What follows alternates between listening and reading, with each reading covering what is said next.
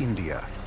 Over 1.1 billion people crowd its modern cities and rural townships, speaking hundreds of languages and practicing a number of different religions.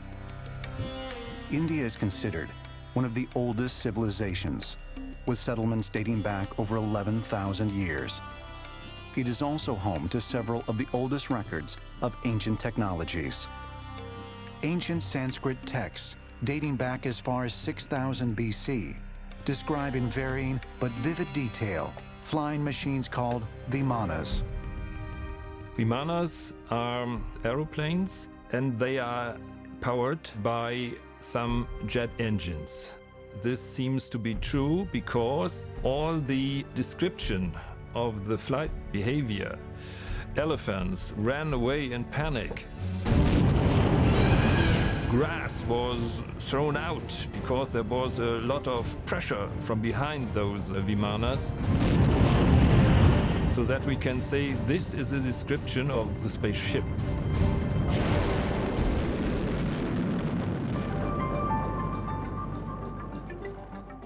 Although mainstream historians believe the Vimana texts are myths, many of the documents contain passages that seem to describe modern machinery and technology. The Vaimanika Shastra goes into metals that are used in these craft. It talks about electricity and power sources. It talks about the pilots and the clothing they have to wear. It talks about the food that they eat. It talks even about the weapons that are kept on these airships. The flight manuals of the Vimanas are quite similar to the flight manuals you find in the modern passenger flight business, or when you go to the military jet engines. Of course, they have also flight manuals because it's necessary for a pilot to get knowledge about his plane he wanted to fly with. We also learned that these vimanas could be controlled mentally. And this is a technology that modern militaries are beginning to develop. Even today, with as advanced as we think we are, almost every manifestation of an actual extraterrestrial civilization today would look almost like magic to us, where it has to do with technological electromagnetic systems that interface with coherent thought and organized thought. And this gets into people go, wow, now you're losing me here. But I tell people, I said, yeah, well, you got to push your boundaries a little bit if you're talking about a true interstellar civilization. The Vaimanika Shastra suggests Vimanas were powered by several gyroscopes placed inside a sealed liquid mercury vortex. Here's an example of a little kid's gyroscope. You spin it with a heavy wheel around a central axis. Well, a gyroscope seems to do a lot of strange things, even defy gravity. And it does this because it uses what's called rotational or angular momentum. And it wants to keep a particular orientation on its spin axis, the center rod. If you push on that rod, it will want to righten itself up to its original orientation. It wants to keep that same angular momentum. Gyroscopes are used all over the place, in airplanes, in spacecraft, in submarines. This allows them to determine their position based on where they started. They can also use it for finding their velocity or even just the orientation of the vehicle in space. One of the texts talks about Mercury rotating and driving some sort of a powerful wind or a windmill effect. That might be some sort of what we call a flywheel energy storage, where you have a spinning disk and then you extract energy from it slowly. That would be the Mercury. And then that could be used to drive some sort of a propeller or what we call a ducted fan sort of system, like you have in a hovercraft. Mercury would be quite good for that because it's a high density, so you'd have a small package for your power plant. How are these civilizations traveling faster than the speed of light is a fundamental question. It's a scientific application of things that have been studied for thousands of years, and they're within the Vedas. The foundation of Hinduism is carefully preserved in India's most ancient texts. And according to their traditions, these texts are accounts given directly by the gods themselves and only transcribed by humans. This collection includes the Vedas, or Hindu scriptures, as well as other manuscripts written in the early Sanskrit language. Vedic scholars suggest knowledge pertaining to architecture, science, technology, weaponry, and medicine are preserved in meticulous detail in these works. The origins of the Vedic text goes back to cosmic time. They have been around for thousands of years. It is believed that the knowledge came directly from gods. We are seeing a handbook of the gods. We are looking at an endowment from some superior intelligence that appears to have been given to us as a very practical guide in ways that benefit humankind all across the board.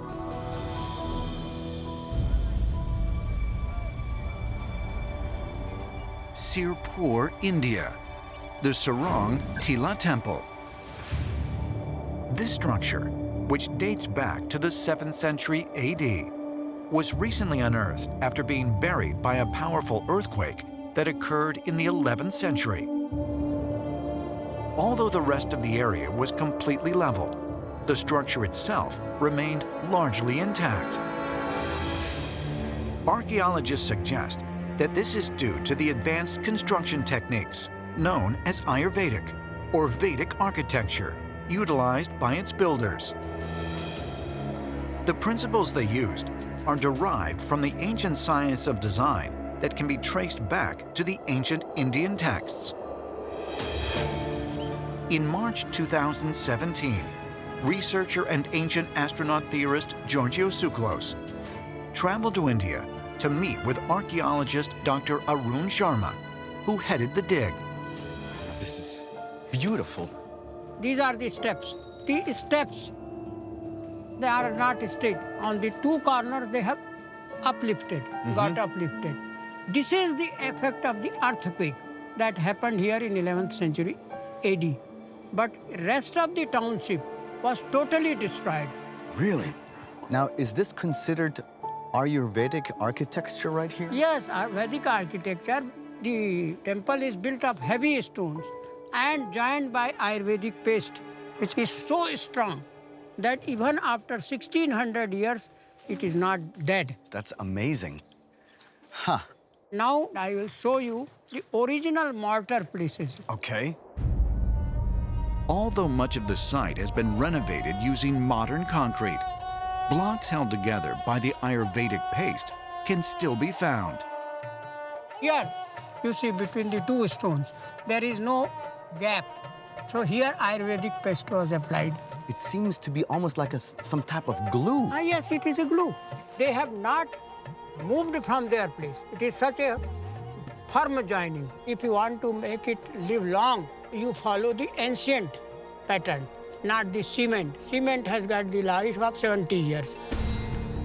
The glue-like substance is said to form a bond that is at least 20 times stronger than concrete. But modern builders have been unwilling to entertain the notion that such an ancient concoction could be superior to today's building materials. Wow, look at this. Beautiful. The detailed instructions for making this paste can be found in an ancient Indian text known as the Maya Matam, a manuscript dedicated to construction techniques. The information contained within the document is understood to have been passed down to humans from Mayasura, the ancient king of the demigods, who was said to oversee various construction projects on Earth, including cities in the sky. Now we are in front of one sanctum sanctorum. And just at the entry point, here is the slit. Curiously, there is a more astounding earthquake-proof feature at the site which indicates that advanced knowledge was used in its construction.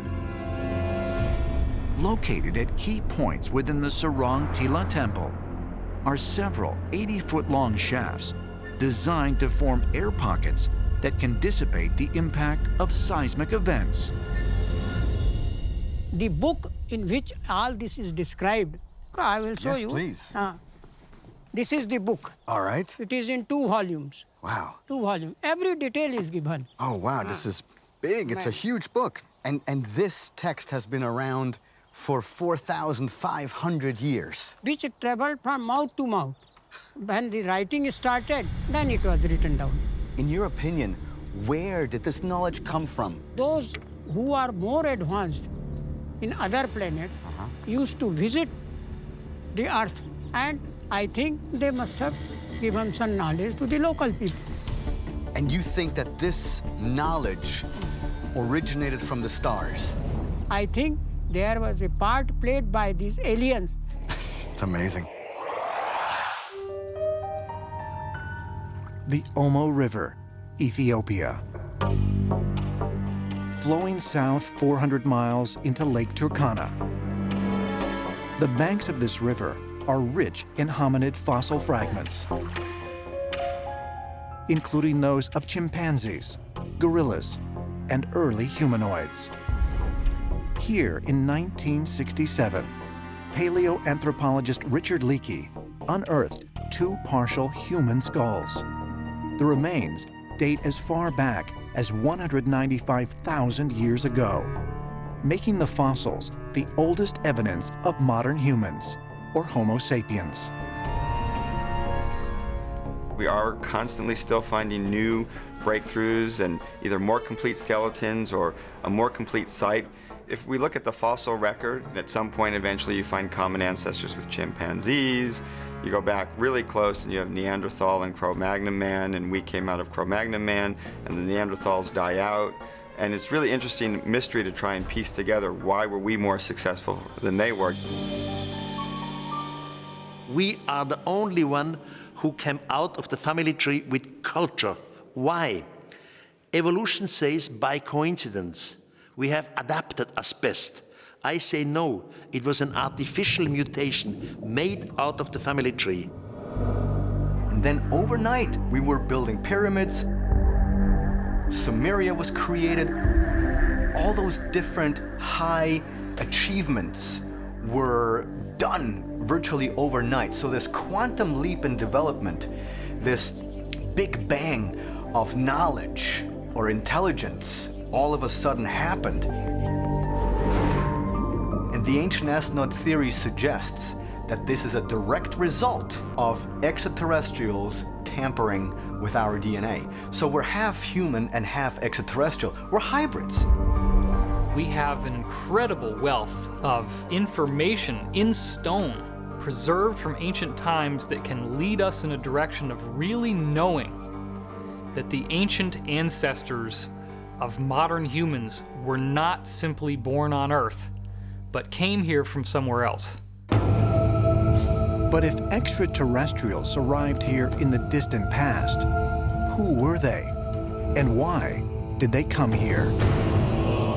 Ancient astronaut theorists believe answers exist in early Sumerian texts. In 1849, British archaeologist Austin Henry Layard discovered 22,000 clay tablets in the ancient Sumerian city of Nineveh, in an area now known as Iraq. The tablets contain cuneiform script, believed to be the earliest writing system, created by the Sumerians 6,000 years ago. Author Zecharia Sitchin spent more than 30 years translating the Sumerian clay tablets. In his 1976 book, The 12th Planet, Sitchin claims the cuneiform texts describe an alien race named the Anunnaki, who came to Earth from an undiscovered planet in our solar system, beyond Neptune, called Nibiru. They explained to the Sumerians that through their own rise to a technological culture, they damaged their atmosphere. and they came here seeking gold and precious elements to repair their planet's dwindling atmosphere. According to Sitchin, the Anunnaki first visited Earth 450,000 years ago, during the age of Neanderthals. And they created Homo sapiens through genetic engineering to create a species to work and mine precious minerals for them. Our forefathers believed that they were gods. And they were here on purpose. They wanted to make our primitive generation at that time intelligence. They wanted to plant curiosity into our brain. And we became more developed in technology, in astronomy, in every field. That's what they wanted. The question is, why? When you look at the ancient creation stories, you find that what they said about our position as Homo sapiens is that we were created to be a slave race or a work race. According to Sitchin's interpretation of the ancient tablets, the human civilization in Sumer was set up under the guidance of the Anunnaki. And to disguise alien manipulation, human kings were inaugurated to provide intermediaries between mankind and their so-called gods. Then, around 3000 BC, humans began building stone monuments, such as Stonehenge and the Egyptian pyramids. For mainstream historians, the physical ability and know-how to construct these megalithic sites remains a mystery. But ancient astronaut theorists contend that megaton stone monuments were erected by human laborers, aided with alien technology. And what do the ancient texts say about ancient Sumeria? That none of this could have been possible without the help of the gods, or in their case, the Anunnaki, which means those who from the heavens came. Many cultures had a time when they interacted with their living gods. So who were those gods? In my mind, they were misrepresented advanced extraterrestrials, and they brought forth the technology to build the monuments we see, such as Giza, or all across Bolivia, Peru, and South America.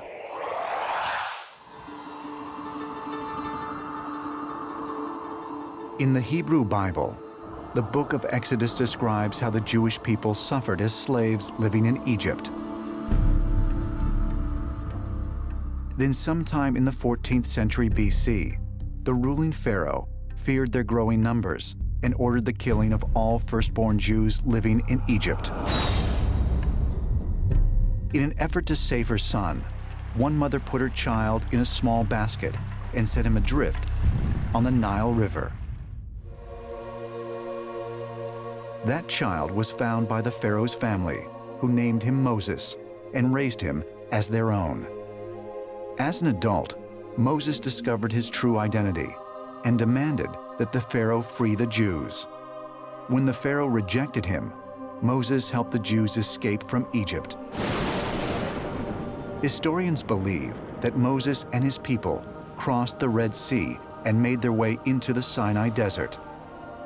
According to the ancient texts, God grew angry at the Jews for idol worshiping and forced them to wander the desert aimlessly for 40 years before allowing them to enter Israel.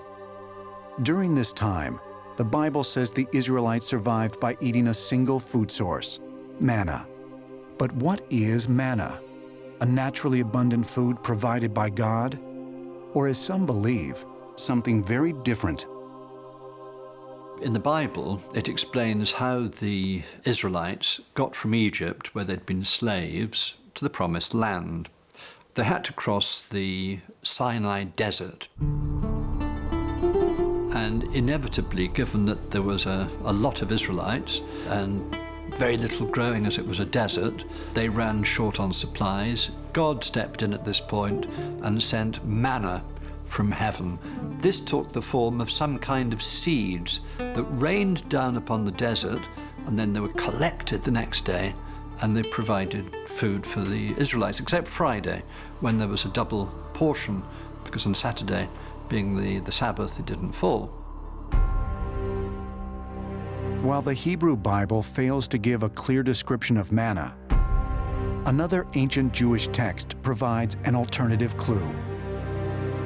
The Zohar is a collection of spiritual commentaries and interpretations of the Torah and is central to the mystical Kabbalah belief written in the 13th century.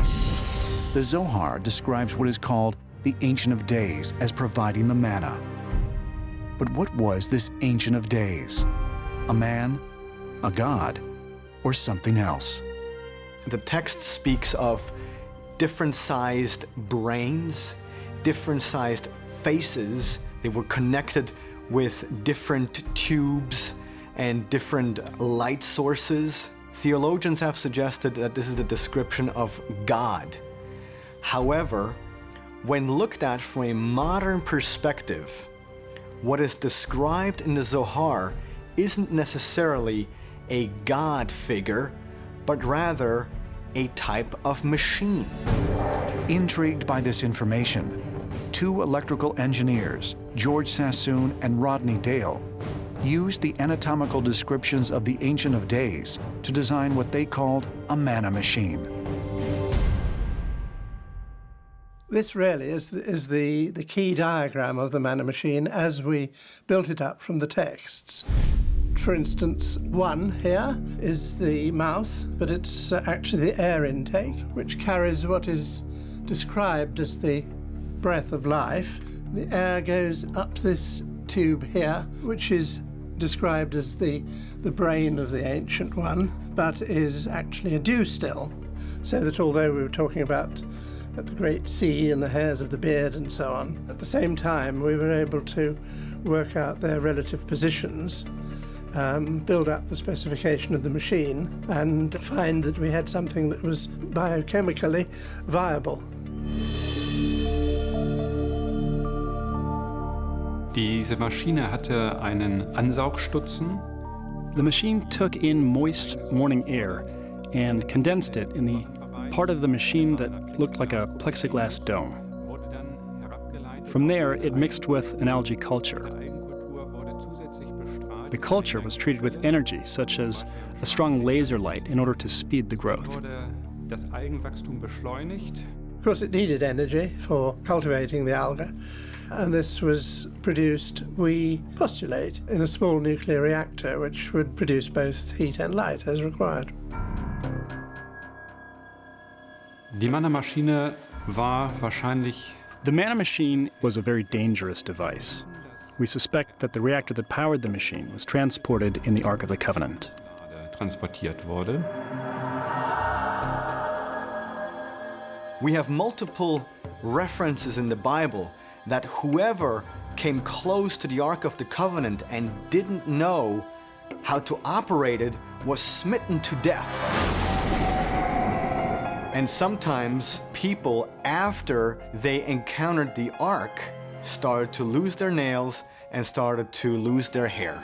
So we have evidence of some type of radiation poisoning which was in direct correlation with the Ark of the Covenant. And so the Ark of the Covenant housed an extraterrestrial device which was given to the Israelites during their 40-year wandering through the desert.